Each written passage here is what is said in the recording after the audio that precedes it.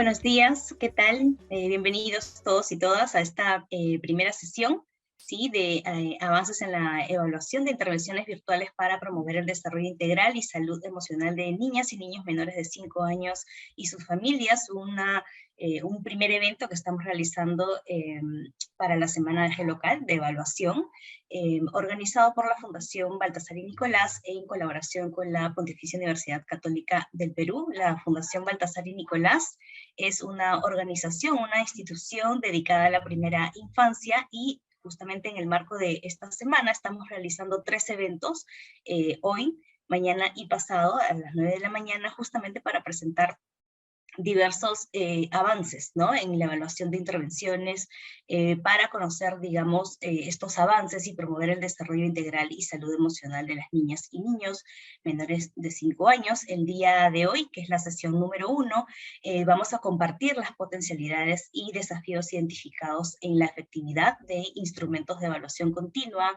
de aspectos vinculados al desarrollo infantil temprano bajo metodologías virtuales para identificar los cambios y continuidades que la pandemia viene provocando en la primera infancia y sus familias en el Perú. Y el tema del día de hoy va a ser experiencias en el desafío e implementación de la evaluación continua de impacto de la COVID-19 en indicadores de desarrollo de niñas y niños menores de 6 años y los retos para la toma de acción. El día de hoy nos acompaña un panel con bastante experiencia. Sin embargo, la presentación, ¿sí? La moderación va a estar a cargo de Vanessa Laínez Núñez. Ella es especialista en gestión de políticas y programas sociales con enfoque territorial y en la generación de condiciones para el desarrollo de la infancia urbana. Actualmente se desempeña como coordinadora de proyectos en el Ministerio de Desarrollo e Inclusión Social y es presidenta también de Coopera Infancia. Vanessa, entonces te dejo a cargo de la sesión del día de hoy. Muchas gracias, Claudia. Bienvenidos y bienvenidas todas a esta sesión y a esta semana de la evaluación con GELocal. Bueno, el día de hoy, como bien decía Claudia, vamos a estar revisando los resultados de la evaluación continua de impacto de la COVID-19 con indicadores de desarrollo de niños y niñas menores de 6 años, y el impacto que la pandemia ha tenido no solo en los niños pequeños, sino, como decíamos, en las personas que los cuidan, ¿no? Cuando hablamos de primera infancia es bien importante situarnos en que los niños pequeñitos, estamos hablando menores de 5, de 3 años, no están solos, ¿no? Necesitan de cuidado y están continuamente acompañados, ya sea de sus familiares directos, con su papá, su mamá, pero también a veces hermanitos mayores, abuelitos o tíos, tías que los cuidan, incluso las personas a cargo de los servicios sociales, servicios de guarderías, nidos, todas estas personas adultas o adolescentes incluso que están a cargo del cuidado de los niños pequeños o incluso adultos mayores, como yo decía al principio, ¿no?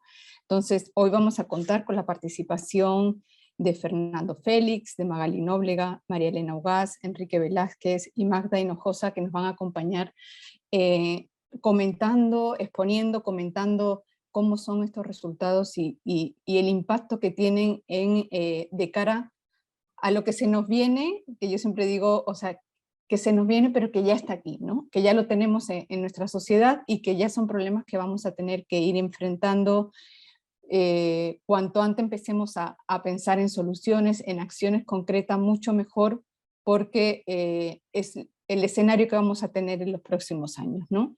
Me gustaría presentar primeramente a Fernando Félix. Fernando es jefe de Laboratorio Social de la Fundación Baltasar y Nicolás, es especialista en programas y proyectos sociales y desarrollo sostenible, con experiencia en la Organización Internacional del Trabajo y el Ministerio de Trabajo y Promoción del Empleo.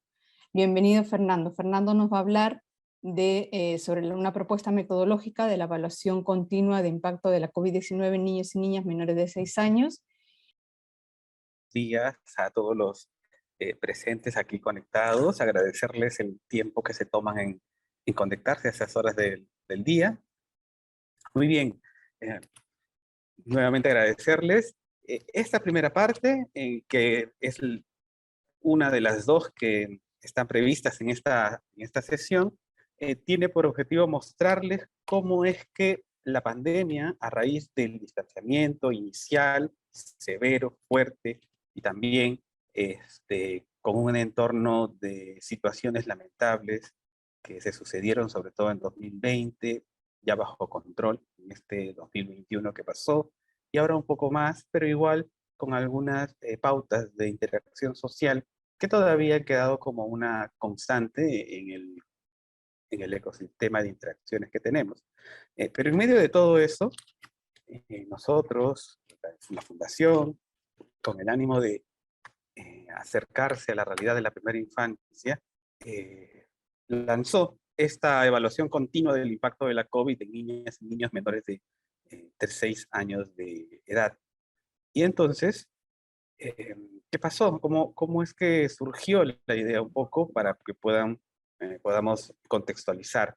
El primer motivo es que la pandemia, tanto en América Latina como en nuestro país, captó mucho la atención de sus efectos inmediatos, que eran muertes, contagios, lamentables situaciones para las familias, y también efectos inducidos por la pandemia, en el sentido de destrucciones de empleo, desaceleración económica, concentración de actividades en el hogar con desigual asignación de roles entre sus integrantes. También hubo una suspensión severa de acceso a servicios básicos de salud y educación, y entre otros. Y todas esas cosas que sucedieron se asoció por la temporalidad de la situación a los problemas de los adultos, que por supuesto era algo real y cierto. Y esa percepción, a la luz del resto de población, que es básicamente, en este caso, la que vamos a centrarnos, la población infantil, primera infancia, fue una percepción parcial, de corto plazo, ¿no?, acerca de los efectos en las personas. Evidentemente se trataba de una crisis sanitaria, no solo de la región, sino también mundial. Y entonces, si bien esta población adulta era la que cargaba con estos efectos, no se ha hecho visible o no se hacía visible los efectos en los menores de edad, ¿no?, que son más bien, cuando uno ya empieza a mirarlos, es también mirar de manera implícita los efectos de mediano y largo plazo, anticipándolo desde ahora. Entonces, nos preguntamos qué estaba pasando con la primera infancia. Y en el Perú, bueno, impulsamos la encuesta continua que hemos denominado, para efectos prácticos, ESIC-19. Esa es, digamos, la motivación de contexto que nos conduce a implementar la encuesta. Y bien, ¿cuál es digamos, la visión panorámica de la encuesta como proceso por el cual empezamos a conocer un poco más de cerca aristas del desarrollo infantil que no estaban tan explícitas, por lo menos antes de la pandemia? Es verdad que sí tenemos en el país un informe de desarrollo infantil temprano, oficial, muy importante. No obstante, creemos que con esto se puede complementar muy bien aquellas aristas, y entonces esto también se suma a este ecosistema de información para la toma de decisiones informadas en desarrollo infantil temprano. Entonces, secuenciamos la encuesta. Esto surge a partir ya del camino. Pues básicamente definimos un marco de referencia, es decir, los objetivos, el diseño muestral, el cuestionario y el conjunto de temas que se van a investigar, el entorno de primera infancia en contexto de pandemia, cómo se organiza el trabajo de campo para captar la información, los datos de quienes deben responder para poder tener el dato de los niños en el sentido de sus aristas de desarrollo. Se realiza el trabajo de campo. Ya les vamos a contar aquí cómo es que se ha hecho y qué experiencias hemos tenido y por qué la metodología, siendo una secuencia estándar aquí, tiene sus particularidades que ofrece posibilidades. Sobre eso, desde la gestión de la realización de trabajo de campo, hay una creación de bases de datos, una elaboración, análisis de información y una utilización de resultados. Muy bien, paso brevemente a contarles. Bueno, nuestro marco de referencia básicamente era evidenciar periódicamente el efecto que la pandemia estaba teniendo en la evolución de indicadores específicos del desarrollo infantil temprano. Son un conjunto de temas que ya lo vamos a ver, pero esa es la finalidad, el objetivo, con la finalidad de poder generar información para la toma de decisiones a nivel de políticas, programas y proyectos a favor del desarrollo infantil temprano. Esta finalidad conecta mucho con la parte final del uso que se le ha venido dando a la información que hemos puesto a disposición. Y empezamos desde octubre de 2020 a realizar la encuesta. Meses previos, el análisis, un poco el diseño, la conceptualización, un poco la incertidumbre que acompañaba una iniciativa que no existía. Pero inicialmente la primera edición empezó en octubre de 2020 y tenemos proyectada realizarla hasta noviembre de 2022 con cobertura nacional. La muestra, básicamente conformada por informantes que son adultos, cuidadores de niños y niñas entre 6 meses y 6 años de edad.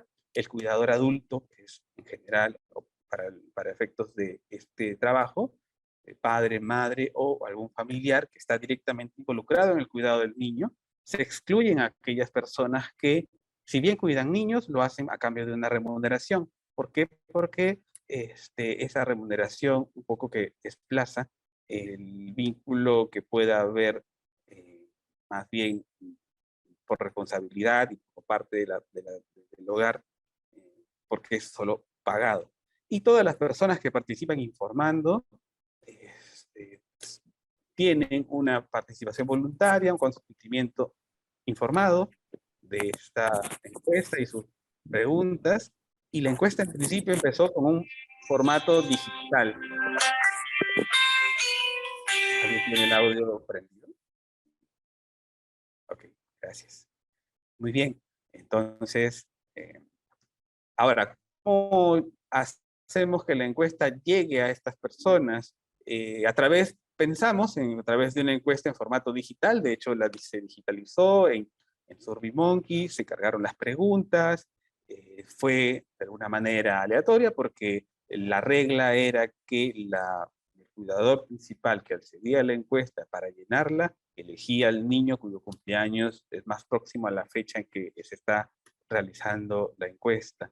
Aquí encontramos una primera lección, y es que en nuestro país, claro, y en general, quizá en algunas partes de América Latina también, pero en nuestro caso particular, la cobertura de Internet no es tan amplia. De hecho, los últimos reportes dan que en Lima, solamente siendo Lima la más urbanizada a nivel país, tiene no más del 70% de hogares con acceso a Internet. Entonces, cuando esta encuesta fue escalando y encontrándose con realidades regionales fuera de Lima, que con Lima empezamos, pero después fuimos llegando a otras regiones, las formas de llenar fueron bien interesantes porque aprendimos mucho de cómo la realidad puede adaptarse a una finalidad superior de conocer a la primera infancia. Y entonces, por ejemplo, las personas que se comprometían dentro de las instituciones que apoyaban en esta iniciativa, que no tiene financiamiento, empezamos a crear mecanismos para que puedan llenar la encuesta, por ejemplo, facilitándoles formas en las que se contactaban con las familias que no tenían internet y de manera presencial podían hacerlo dado que estaban más cercanas a ellas. Otra forma en la que aprendimos que el formato digital fue el punto de partida, porque el contexto de pandemia y el distanciamiento así lo exigía, en el camino fuimos viendo que se podía adaptar para que pueda llenarse a través de casi de manera asistida con las personas. Y entonces esa experiencia, aparte de permitir el captar datos, también nos enseñó que hay una realidad de campo que podría permitirnos ajustar ya una versión, cuando se quiera sistematizar esta experiencia, para poder plantearla en términos de una segunda etapa ya más madura, quizá con mayores recursos y fondos. Pero esta es, digamos, el marco, el diseño muestral. ¿Y qué preguntas tenía el cuestionario? Preguntas alrededor de 2 módulos que hemos denominado módulo fijo y módulos variables. En el módulo fijo están aquellas preguntas que indagan sobre temas socioemocionales, sobre todo, importantes como el desarrollo del niño, el comportamiento parental, el estrés parental y el estado emocional de los cuidadores.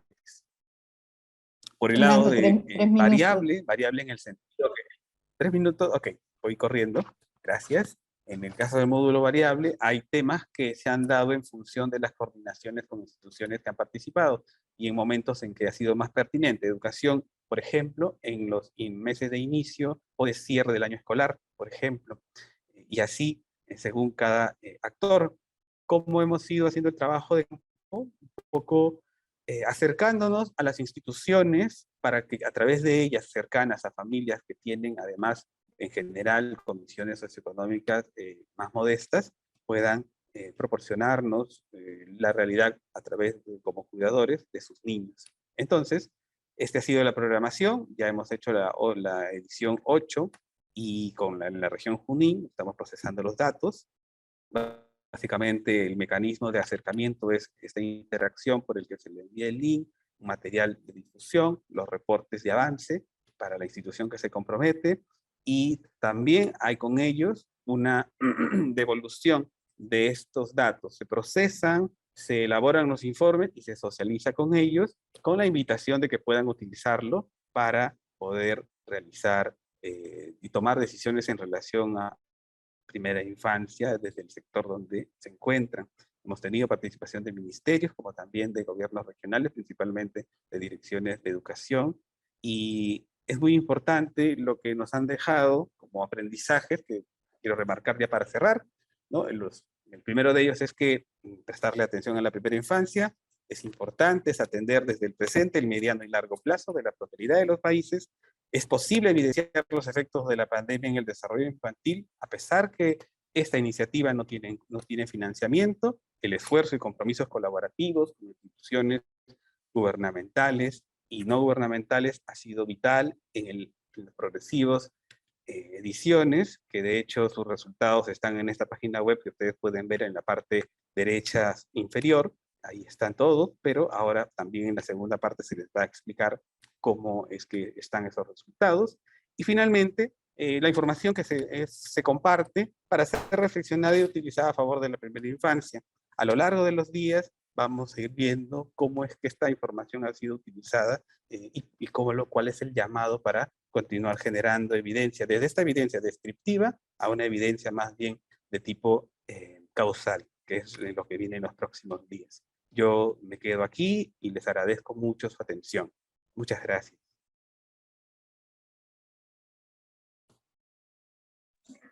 Muchas gracias, Fernando, por todos los datos sobre cómo se ha ido armando la propuesta. Bien interesante ver todos estos factores y condicionantes también que van finalmente a tener un impacto también en los resultados y en lo que vamos a ver, ¿no? A continuación. Me gustaría seguir con la presentación de Magali Nóblega. Magali es doctora en psicología, profesora principal del Departamento de Psicología de la Pontificia Universidad Católica del Perú, investigadora en psicología del desarrollo y especializada en el desarrollo emocional del niño. Magali nos va a presentar los principales resultados que nos deja la evaluación continua de impacto de la COVID-19 en niñas y niños menores de 6 años, la que conocemos como ESIC-19. Magali, bienvenida, si puedes emprender tu cámara. Muy bien. Tienes también 20 minutos para presentarnos estos resultados. Ok, Bienvenida, buenos días gracias. con todos y con todas. Muchas gracias por la invitación. Gracias, Vanessa, por la presentación. Y Fernando, también por haber dado un poco, digamos, todo el contexto en el cual se inscriben ya los resultados específicos de este estudio. Entonces, lo que yo voy a desarrollar a continuación es poder mostrarles simplemente algunos de los resultados más importantes referidos a la última versión. En realidad, a lo largo de las 7 procesadas y 8 versiones que ya hemos llevado a cabo, hemos acopiado, digamos, bastante información que nos gustaría, digamos, irla transmitiendo poco a poco, pero para ahora he seleccionado solamente los más importantes. Listo, entonces, como les decía, yo voy a hablar principalmente de los principales resultados. Entonces, como ya Fernando lo ha comentado, nosotros queríamos ver estos indicadores específicos del desarrollo y factores asociados. ¿Para qué? Con la finalidad de no solamente devolver cómo es que estaba, digamos, el impacto de la pandemia en el desarrollo de los niños a nivel general, sino también identificar ciertas familias que de alguna manera presentan algunas condiciones sociales consideradas de vulnerabilidad. Entonces, si bien es cierto, como Fernando lo ha mencionado, tenemos un módulo fijo y un módulo variable, en esta presentación voy a hablar principalmente del módulo fijo, que contiene principalmente 3 áreas: el desarrollo del niño, el estrés parental y el estado emocional. Son las áreas que se han aplicado a lo largo de las 8 versiones que se han llevado a cabo, digamos, de la ESIC 19. Entonces, ya sabemos por lo anterior que nuestro universo son los cuidadores. Fernando ha dado una definición del mismo. En este caso en particular, la encuesta ESIC 19 versión 7, como todas, es especialmente construida para el estudio, pero tiene en particular 92 preguntas y, como lo ha mencionado Fernando, el formato de autoaplicación a través de un dispositivo electrónico. En particular, esta versión de la cual voy a hablar de los resultados, se recogió la información en el mes de noviembre del año pasado. Gracias a las alianzas que también han sido explicadas, logramos la participación de 59.113 personas a nivel nacional, donde todas las regiones estuvieron representadas. Obviamente tuvimos una mayor representación numérica de Callao, Lima y Piura, y hasta Lima provincias, podríamos decir, porque en los 4, cada uno de ellos llegó a 4.000 o más participantes. El resto de las regiones estuvieron también bastante representadas, con los que hubieron menos participación, estuvieron muy cerca a 1.000, lo cual ya consideramos que es un N significativo como para poder hablar de cada una de ellas.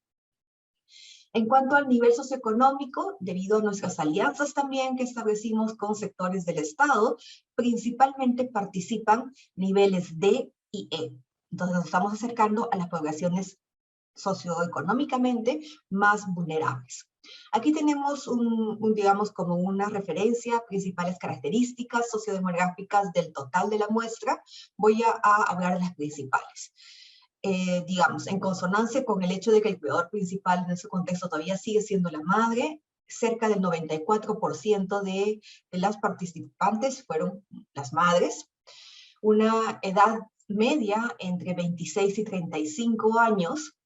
Es importante también decir que son madres que en su mayoría, 67%, tienen solamente un niño a su cargo, y que el 55% atienden exclusivamente labores del hogar. Los niños estuvieron representados en todas las etapas evolutivas que considera la escala de 6 meses hasta 6 años, más o menos igual proporción de niños y niñas, principalmente 77% vive con ambos padres y el 93% no tenían alguna dificultad o discapacidad. Entonces, tenemos aquí la caracterización que son familias conformadas por papá, mamá, donde tienen normalmente un niño a su cargo y donde la mamá generalmente no trabaja, y se trata de niños de familias donde no hay algún niño con discapacidad. Eso como para dar un marco general que nos va a ayudar además a contextualizar los resultados obtenidos. Entonces, pasamos a la primera área. La primera área se refiere a indicadores del desarrollo del niño. Lo que nosotros hicimos en el proceso de construcción de esta escala fue el de elegir, digamos, la perspectiva más ampliamente conocida en función de psicopatología del niño, que es el de poder ver los problemas de conducta del niño asociados a 2 tipos de conductas. Las conductas externalizantes, que tienen que ver cuando la regulación de emociones no se logra y estas emociones se vuelcan hacia afuera, que se puede manifestar, por ejemplo, en que el niño se sienta o se le perciba como muy quejoso, muy demandante.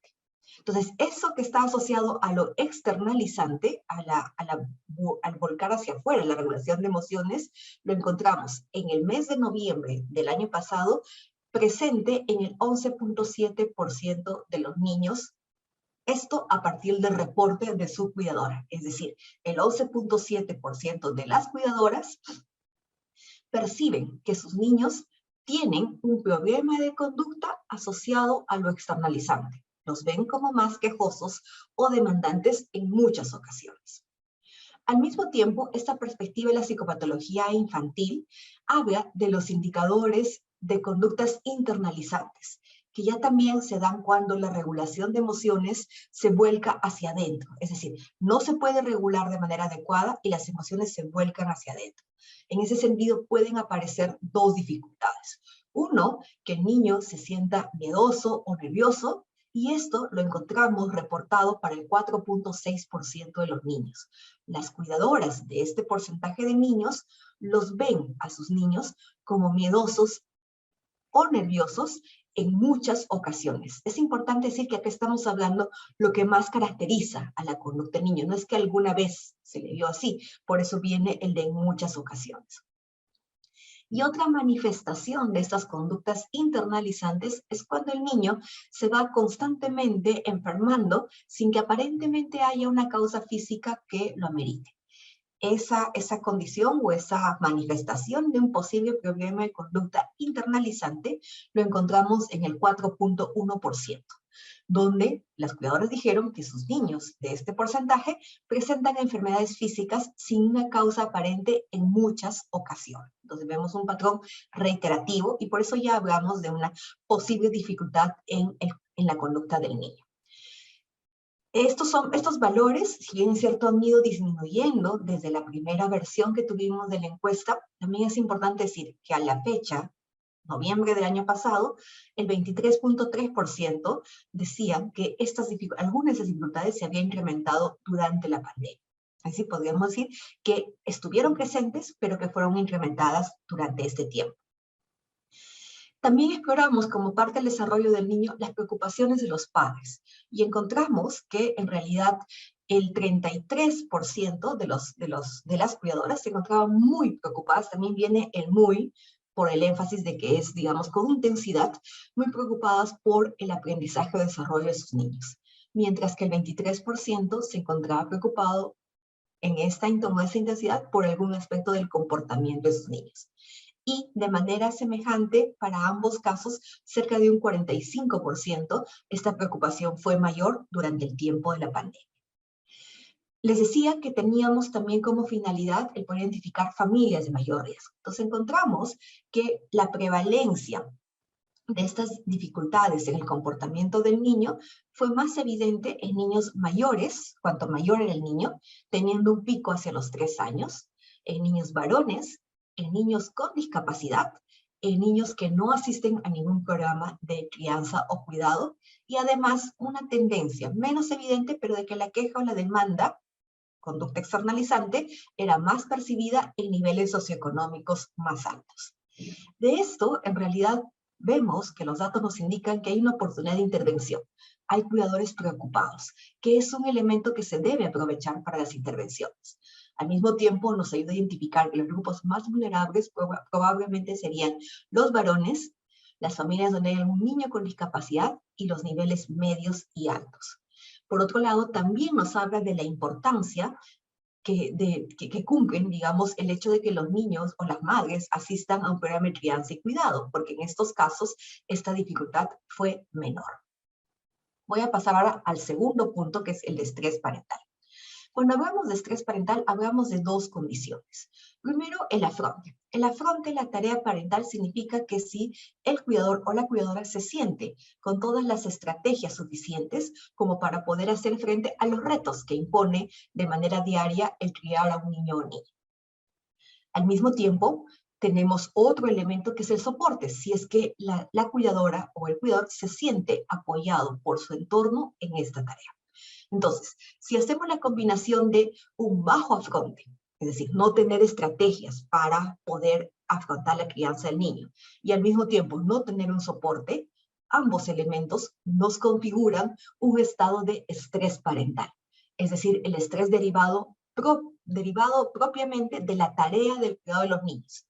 No es el estrés que trae el papá o la mamá del trabajo, de lo económico. Esto se refiere principalmente a que cuidar a mi niño o niño me genera estrés. Obviamente tiene detrás factores asociados, pero cuando exploramos nosotros esta parte nos referimos específicamente a si el cuidado del niño genera algún tipo de estrés o no. Cuando hay el estrés parental, lo que va pasando es que la tarea la tarea parental se siente más difícil de poder realizar. y simultáneamente esto, o digamos de manera concurrente con esto, también disminuye la calidad del cuidado. Entonces aquí lo que nosotros vamos a ver son datos sobre afronte por separado, datos de soporte por separado, datos de estrés parental, lo cual nos hace inferir que en general podría haber un grupo de madres y padres que sienten que la tarea es más difícil y que además disminuye su calidad del cuidado. Nos vamos a los datos.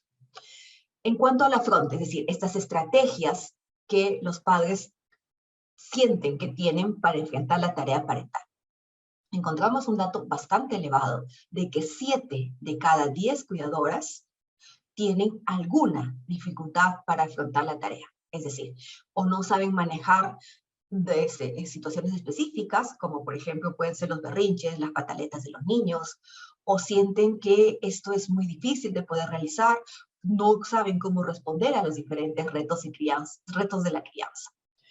Al mismo tiempo, encontramos que 4 de cada 10 personas o cuidadoras tienen por lo menos una dificultad en el soporte que recibe para hacer frente a la tarea parental. Nosotros aquí esperamos 2 cosas.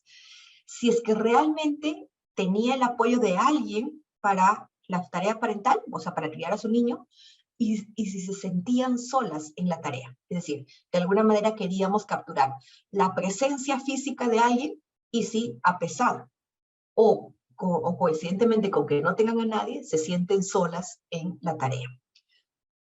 Si juntamos los 2 indicadores, decíamos hace un momento que podíamos ver un elemento de estrés parental. Entonces, al momento de unir los 2 indicadores, encontramos que el 28% de las cuidadoras, voy a hablar en femenino, tienen un indicador de dificultad para hacer la tarea y además no tienen un adecuado soporte. Es decir, podríamos decir que en cerca de 1/3 de las cuidadoras participantes en el estudio a nivel nacional, hay un elemento de estrés parental. Esto nos puede ir haciendo pensar respecto a que ha disminuido también, o en general, está disminuida la calidad del cuidado que pueden brindar a sus niños y niñas. Decíamos que también la presencia de estrés parental podría hacer que se sienta más difícil realizar el cuidado. Precisamente exploramos directamente ese dato y encontramos que el 38% considera que desde el inicio de la pandemia es más difícil ser cuidadora de su niño o niña. Si tenemos en función del estrés parental nuestra identificación de variables de mayor vulnerabilidad, encontramos que este estrés parental era más evidente en cuidadoras de niños mayores, y cuanto más grande el niño, mayor estrés parental. En cuidadoras que no viven con su pareja, porque obviamente son cuidadoras que al no vivir con su pareja ya tienen todavía menos la posibilidad de una fuente de apoyo. Contrario a lo esperado, en cuidadoras de mayor nivel socioeconómico, en cuidadoras que tienen un niño con discapacidad en casa y cuidadoras que no participan en programas de desarrollo o crianza. La percepción de la dificultad de la tarea, este último dato, fue de mayor prevalencia también en cuidadoras de niños mayores, de mayor nivel socioeconómico, que no viven con su pareja, que tienen un niño con discapacidad en casa, que trabaja y que no participan en programas de desarrollo y crianza. Lo que ven ustedes al final, subrayado en negrita, son los factores de vulnerabilidad que son comunes, tanto el estrés parental como la percepción de la dificultad de la tarea. Entonces diríamos que hay una mayor vulnerabilidad cuanto mayor es el niño, en sectores económicos medios y altos, en quienes afrontan la tarea parental solas, hogares monoparentales, en quienes tienen un niño con discapacidad en casa y en quienes no tienen acceso a un programa de desarrollo o de crianza que les dé parte de este soporte o que les brinde las estrategias, que es precisamente lo que estamos viendo que define el estrés parental. Finalmente, la última área que tiene que ver con el estado emocional de los cuidadores, que también es un dato que nos ha llamado mucho la atención. En el estado emocional del cuidador nosotros exploramos 3 elementos: la depresión, la ansiedad y el estrés ya propio de toda la tarea. En la depresión lo exploramos a través de 2 indicadores: menor interés por hacer cosas que le gustaba y sentimiento de decaimiento, depresión o desesperanza. encontramos que el 15% tenía un indicador de presión y el 6% dos indicadores. Si sumamos ambos, encontramos que 2 de cada 10 cuidadores tienen 1 o 2 indicadores de presión, ¿no? Un porcentaje que ha ido bajando conforme hemos ido realizando las diferentes versiones de la encuesta. Estos indicadores son mayores también a mayor nivel socioeconómico y entre quienes han tenido un familiar fallecido. El 32.4% considera que desde el inicio de la pandemia se han implementado estos indicadores de posible depresión. No hablamos de diagnóstico, sino solamente de indicadores de depresión. Si luego nos vamos a la ansiedad. Magali, te quedan 3 minutos, disculpa. Sí. Si luego nos vamos a la ansiedad, tenemos la exploración de la sensación de nerviosismo, ansiedad o de estar con los nervios en punta y la dificultad para dejar de pensar en problemas o preocupaciones de su vida. Si juntamos los que tienen 1 o 2 indicadores de ansiedad, encontramos que 8 de cada 10 cuidadores tienen precisamente estas dificultades. Y aquí encontramos una altísima prevalencia, estamos hablando del 80% de los cuidadores que han participado. Y otro dato interesante es que este 80% se ha mantenido constante desde nuestra primera versión de la encuesta. Es decir, desde octubre del 2020 estamos encontrando que no baja esa ansiedad. Dada la alta prevalencia, se encuentra bastante generalizado en la población, pero tienden a ser ligeramente mayores a menor nivel socioeconómico. En el 32% considera que estos indicadores de ansiedad se han incrementado durante la pandemia. Es decir, siempre estuvo presente, pero se ha incrementado durante la pandemia, lo cual tiene que ver con los datos que ya teníamos previamente, pero no en esa magnitud. En cuanto al estrés, encontramos que cerca del 24% se siente estresado en muchas ocasiones. Recordemos que siempre eso es lo que normalmente, la forma habitual en la cual se siente la persona. El estrés es mayor cuando mayor es el nivel socioeconómico y entre quienes trabajan y quienes han perdido a un familiar por el COVID-19. 4 de cada 10 cuidadores consideran que desde el inicio de la pandemia se sienten más estresados. Entonces, el estrés es también una condición prevalente que siempre estuvo presente, pero que se incrementa a raíz de la pandemia.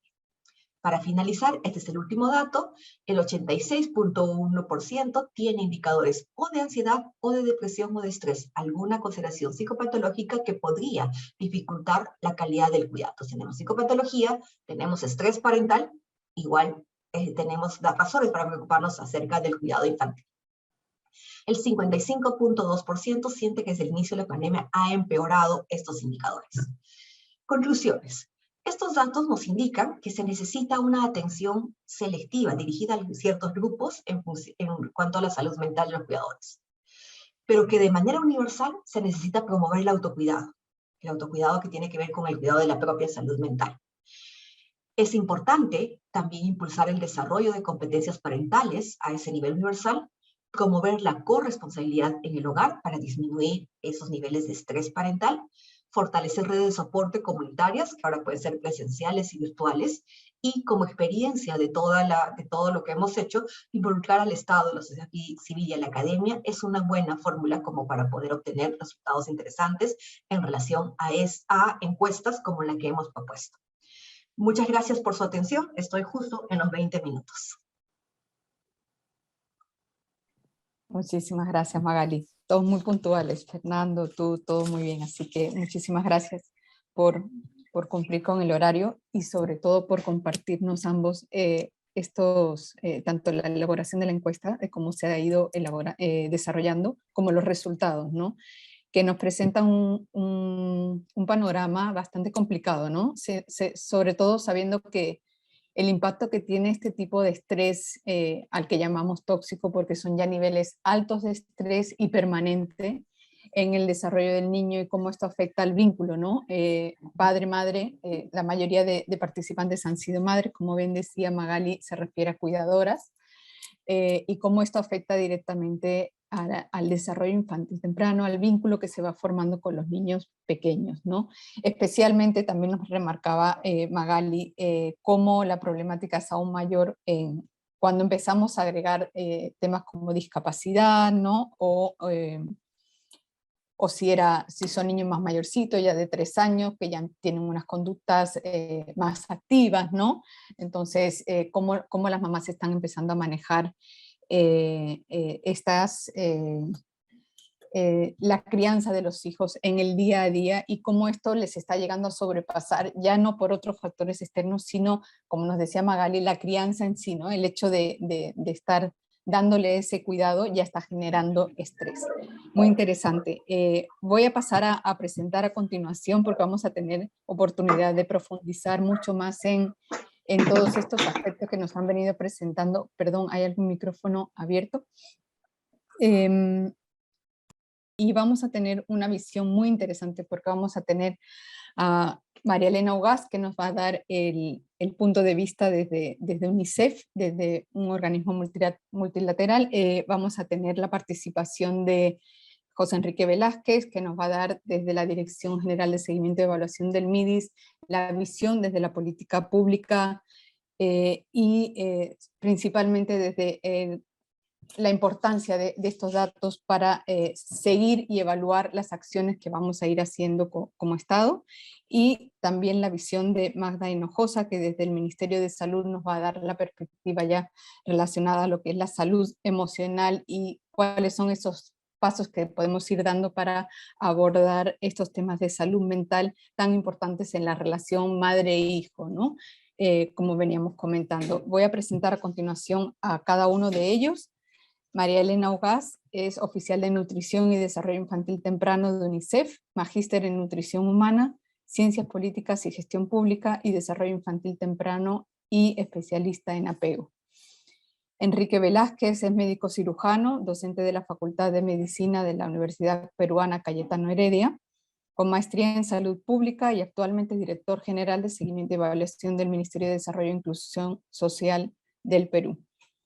Y Magda Hinojosa Campos, que es médica cirujana y ha sido directora de la Dirección de Prevención y Control de Enfermedades No Transmisibles, Raras y Huérfanas de la Dirección General de Intervenciones Estratégicas en Salud del Ministerio de Salud. Actualmente se desempeña como coordinadora de curso de vida y del Grupo de Trabajo de Salud Infantil del Organismo Andino de Salud. Entonces, bienvenido a cada uno de ustedes.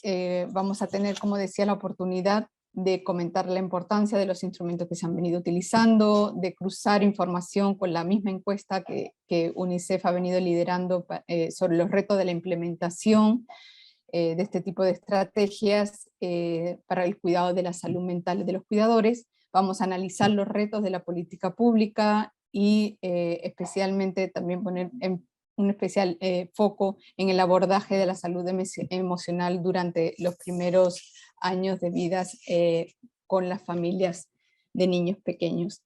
Bienvenidos, cada uno va a tener 10 minutos para comentar desde su punto de vista los resultados que aquí se han ido exponiendo. Muchísimas gracias. Empieza María Elena, luego seguimos con Enrique Velázquez y Magda Hinojosa. Bueno, les iré avisando cuando les queden 3 minutitos. Muchas gracias. Gracias, Vanessa. Muchas gracias por la invitación. Realmente es un gusto estar presente. Gracias también por la clara presentación de Fernando y de Magali. Bueno, en primer lugar, quisiera reconocer y felicitar a la Fundación Baltasar y Nicolás, al Grupo de Investigación, Relaciones Vinculares y Desarrollo Socioemocional de la Pontificia Universidad Católica del Perú y a Cooper Infancia por el desarrollo, implementación y difusión de la encuesta continua de impacto de la COVID-19, porque permite visibilizar la situación de la primera infancia y sus cuidadores desde octubre del 2020 hasta la última ronda en 2021. Realmente ha sido un reto enorme y creo que realmente esto hay que destacarlo, ¿no? Todos sabemos que la pandemia pues, nos ha retado a buscar soluciones no presenciales para seguir apoyando el desarrollo de nuestros niños y niñas durante la primera infancia, ¿no? Cómo mantener este contacto, este acercamiento en las familias ha sido un reto importante. Por ejemplo, el acompañamiento familiar de manera virtual, por llamadas telefónicas, WhatsApp, como lo ha desarrollado el Programa Nacional Cuna Más, o por teleconsulta, teleorientación, como lo ha realizado el Ministerio de Salud, son muestras de cómo realmente en el Perú hemos estado innovando permanentemente para seguir cerca de las familias, aunque no podamos entrar a los hogares, no podamos tener esa cercanía se ha buscado. Pues esto mismo ha sido un gran reto también para continuar con el monitoreo de la situación de manera no presencial. Yo creo que ese es uno de los valores muy importantes que tiene el ESI 19, donde ha logrado realmente mantenerse en el tiempo, pero no solamente eso, sino que ha permitido conocer la situación a pesar de la situación de pandemia que teníamos y en momentos en que todavía estábamos en algunos picos de ola que nos preocupaba muchísimo en el país. Quisiera resaltar algunos aspectos. No voy a mencionar todos los resultados, porque en verdad la explicación y el análisis que nos ha hecho Magali además ha puntualizado en un análisis más profundo sobre cuáles son estas condicionantes que se dan y que nos explican también la situación. Yo quisiera resaltar algunos aspectos. En primer lugar, yo creo que una buena práctica que se ha tenido, que han tenido y nos muestra ESI 19, pero también lo hemos visto nosotros con el Ministerio de Salud, con la Dirección de Salud Mental, cuando hemos hecho la encuesta de salud mental, es como se ha ido adaptando instrumentos, metodologías, para que realmente se apliquen en un contexto de pandemia. En el caso del estudio que hicimos con salud mental del Ministerio, pues teníamos instrumentos que se usaban de manera presencial. Todas las pruebas se usaban de manera presencial, algunas eran inclusive muy costosas y finalmente se logró tener pruebas que podían identificar cercanamente cuál era la situación de la salud mental tanto de los niños como de los cuidadores. Y en el caso de la ESI realmente ha sido muy interesante porque tuvieron, digamos, cogieron esta oportunidad del estudio que estaba haciendo la Universidad de Oregon con esta evaluación rápida, pero la han perfeccionado, la han adaptado al contexto de Perú y yo creo que eso tiene un valor muy importante porque además tiene una estructura de gestión que permite un análisis de cuál es la coyuntura que tenemos en cada una de las rondas y cómo se va adaptando las preguntas para que esto pueda reflejarse mejor. Un tema súper importante y muy complejo además es cómo evidenciar la situación y la afectación socioemocional tanto de niños como cuidadores. Esto no es fácil, ¿no? Cuando no tenemos a un especialista, cuando es la propia madre, en este caso, lo que percibe, lo que siente, lo que vive, frente a este cuidado cotidiano de su niño y su niña, ¿no? En segundo lugar, quisiera rescatar que justamente lo que he mencionado antes y también nos ha enfatizado Fernando, es una encuesta continua, flexible y además una cosa muy interesante es que tenía una ampliación progresiva. Es decir, que ahora tenemos una sexta ronda donde refleja mejor la situación del país y todavía tenemos retos, pero es importante porque ya hemos logrado que la encuesta cale a nivel nacional, ¿no? Entonces es muy importante porque tenemos un referente que es la ENDES, donde también se ha hecho un esfuerzo muy importante de incluir ya un módulo de desarrollo infantil temprano con enfoque integral, pero ahora tenemos también algo que de manera continua nos va diciendo y nos va midiendo qué es lo que estamos encontrando en la vida de nuestros niños. Y estas características nos permiten evaluar tendencia, cómo adaptarse a los cambios y a su vez también reflejar un poco mejor la situación a nivel nacional. Un tercer punto que quisiera resaltar es que se ha logrado alcanzar a la población más vulnerable. Esto realmente es un logro muy importante. Del total de participantes, el 78% de cuidadores son del nivel socioeconómico D y E. En el año 2019 salió un estudio de Ipsos basado en ENAJO, donde solamente para que nos demos cuenta lo que significa realmente haber llegado a esta población. Un nivel E, de acuerdo a la encuesta, es, digamos, se caracteriza porque tienen un ingreso mensual de 1.300 soles, eso fue en el año 2018, una vivienda de tierra y techo de calamina, el jefe del hogar con primaria incompleta y trabajador independiente, es decir, familias con alta vulnerabilidad, ¿no? Socioeconómica. Y esto es muy relevante, pues nos mencionó justo Fernando, es como la encuesta ha logrado captar esta dificultad que teníamos de llegar a estos contextos y ha innovado, y yo creo que esa es una lección aprendida muy importante para las futuras versiones de la encuesta continua, pero para otras también que se puede hacer sobre otros determinantes. Solamente quisiera mencionar que todavía tenemos un reto enorme alrededor de pobreza. Tenemos el reporte que saca el INEI en el año 2021, la pobreza monetaria afectó al 25.9% de la población del país, pero acá es importante porque es más crítico en niños, niñas y adolescentes. 35.4% de la población de 0 a 17 años se encuentran en condición de pobreza. Entonces, muchos de nuestros niños y niñas en la primera infancia están viviendo en situación de pobreza que los hace muy vulnerables, ¿no? Y esto es importante que se haya logrado rescatar. Un cuarto punto que quisiera mencionar es el análisis, cómo se ha hecho este cruce y este análisis de las variables que permiten entender no solo los datos sobre situación, sino factores explicativos o inclusive protectores. Yo diría protectores también, ¿no? Y Magali no lo ha mencionado de esa manera, pero yo creo que sí lo ha dicho de las conclusiones, pero quisiera dar un ejemplo claro, ¿no? Las familias que participan en algún programa de desarrollo y crianza perciben que sus niños tienen menos problemas en los indicadores de desarrollo. Entonces, esto nos dice que estén conectados, que estén recibiendo soporte, información, acompañamiento, sí tiene un impacto en los indicadores de desarrollo, lo que nos mencionaba Magali, conductas externalizantes, internalizantes, inclusive en una enfermedad física que no tiene causa aparente, que es una expresión muchas veces de la situación internalizante que los niños tienen, pero que es importante porque se dice en muchas ocasiones. Eso nos lo ha recalcado mucho Magali. Y esto nos hace ver que también tenemos María Elena, 3 minutos, por favor. Perfecto. Tenemos estos factores protectores. Un quinto punto que quisiera resaltar es que ha visibilizado la situación de niños y niñas con discapacidad. Yo creo que eso es muy importante. Muchas veces terminamos obviando, digamos, a población vulnerable más desde el punto de vista socioeconómico, pero también desde la condición que puedan tener familias con un niño o niña con discapacidad, y definitivamente casi, de acuerdo a los datos, se duplica, ¿no? Y finalmente, yo creo que es muy importante lo que se menciona alrededor del afronte y soporte, perdón. Este bajo afronte y no tener soporte que realmente deriva en el estrés, en el cuidado. Yo creo que quisiera mencionar solamente ya para terminar 3 retos importantes. Hay que tratar de que en la siguiente ronda veamos la forma de llegar con mayor cobertura a regiones amazónicas y andinas. Sabemos que la conexión es un problema. De acuerdo a la encuesta de hogares, solamente el 28% de las familias pobres tienen acceso en el 2021, pero hay algo interesante, telefonía móvil el 91.9%. Por ahí podemos encontrar la participación de padres. Como decía, el tema del cuidado todavía lo tenemos como que la madre es la responsable del cuidado, y tenemos que escuchar y tenemos que ver qué dicen los padres sobre el cuidado, porque muchas veces sienten que, bueno, pues yo no puedo decir mucho, pero no. Justamente eso tenemos que ver cómo nos involucramos. Y finalmente yo creo que si tenemos que seguir profundizando, creo que el estudio nos muestra aspectos muy importantes, inclusive todo el tema de la educación inicial, el acceso a la educación inicial, y muy interesante porque ha sido un momento clave, el momento en que se estaba preparando la reapertura de las escuelas, donde nos han dado datos que el sector educación ha podido utilizar.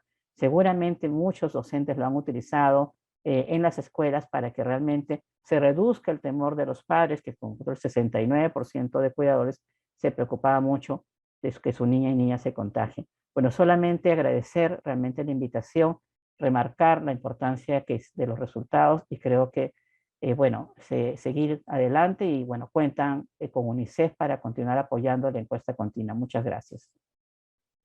Muchas gracias, María Elena. Aprovecho para recordarles que en el chat le vamos a dejar un link para descargar la publicación de los resultados de esta 7ª ronda que se ha llevado a cabo a nivel nacional, y pueden, me imagino, lo estarán compartiendo ahora mismo. Hay un link, lo descargan y pueden tener ahí el informe final. Le voy a dar el paso a Enrique Velázquez, no sin antes recordarles que también en el chat pueden ir poniendo sus preguntas para ir conversando posteriormente con cada uno de nuestros invitados. Muchas gracias. Gracias, Quique. Buenos días, Vanessa, y a todas las personas que nos acompañan hoy. Buenas tardes también, o buenas noches para aquellas que nos acompañan en otro horario. Agradezco la invitación a la Fundación Baltasar y Nicolás, a la Red Coopera Infancia y a la Pontificia Universidad Católica. La verdad estoy muy contento de participar en esta mesa, que además se da en el marco de una semana internacional muy importante, la Semana de la Evaluación, que permite reunir a diferentes instituciones a nivel mundial y compartir conocimiento y experiencias de monitoreo y evaluación. Y hoy, con una iniciativa que se ha llevado adelante desde el Perú, desde el año 2020, y yo me sumo también al reconocimiento que dio María Elena al grupo de investigación, relaciones vinculares y desarrollo socioemocional de la Pontificia Universidad Católica del Perú, la Comunidad Peruana de Aprendizaje para la Primera Infancia, Coopera Infancia, y la Fundación Baltasar y Nicolás, porque asumieron un compromiso, un liderazgo y un gran reto desde el año 2020. Y hoy podemos ver el resultado, uno de los resultados, porque como se ha señalado, tenemos varias rondas, de lo que se ha podido obtener como información. Yo, antes de iniciar algunos comentarios muy generales, me gustaría recordar un concepto que lo tenemos desde el año 2016 en los lineamientos. Cuando hablamos de desarrollo infantil temprano, reconocemos que es un proceso que es progresivo, multidimensional, que es integral y que es oportuno. Y lo resalto como concepto porque también detrás representa una complejidad en su medición. Y con los datos que hoy hemos podido conocer, hemos puesto a disposición de los tomadores de decisión información que puede ser muy rica para la toma de decisiones. Y claro, el rol que tiene el seguimiento de evaluación en situaciones de emergencia requiere de innovación, requiere de oportunidad, requiere de evolución, y el uso, por ejemplo, de llamadas telefónicas que también se ha utilizado para recoger información, por ejemplo, el INEI la ha utilizado para recoger información de la ENDES y la ENAO, hoy la vemos también en el marco de esta encuesta continua. Cuando vemos la construcción de un sistema de seguimiento y evaluación para un problema como este, hay que reconocer que tenemos tres pilares. Uno que está relacionado a las personas, a la asociación y la planificación. Uno segundo que está relacionado al entorno que favorece la recolección y análisis de información. Y uno tercero que va a facilitar el uso de la información y la toma de decisiones.